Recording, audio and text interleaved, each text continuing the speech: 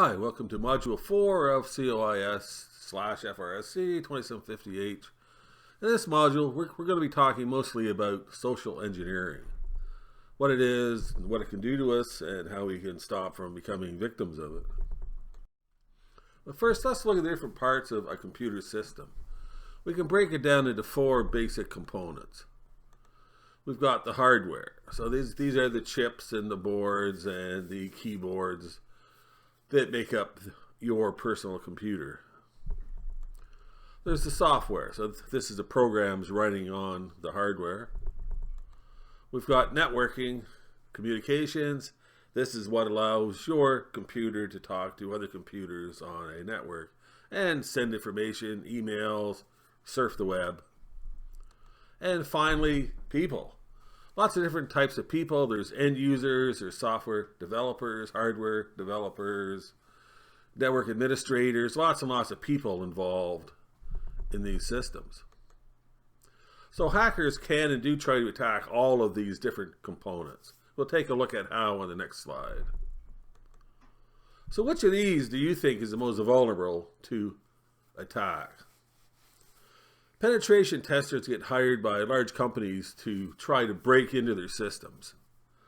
If they can't break into the hardware or the software or the networking, they almost always succeed in compromising the people involved in the system in order to break into the system. So the most vulnerable part of any computer system is the people involved in using it, maintaining it, developing it.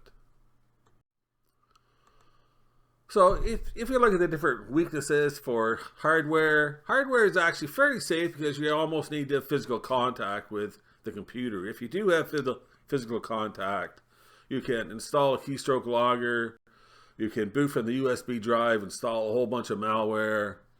Some manufacturers are being pretty sneaky lately and installing basically their own keystroke logger so they can sort of follow what you're doing on the internet and then sell this information on to advertisers.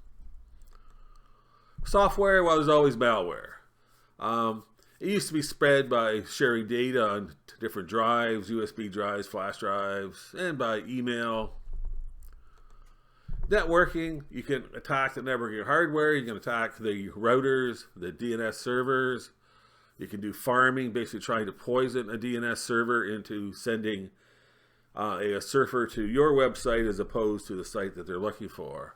You can also attack the application software, malware. You can have drive-by websites where people have malware installed on their computer just by going to these certain websites.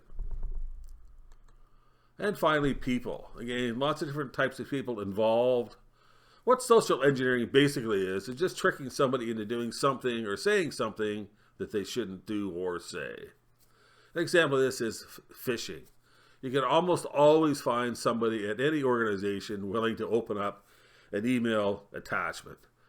And you can always install malware on this email attachment. So the effect on businesses and organizations, or the things that can happen to them.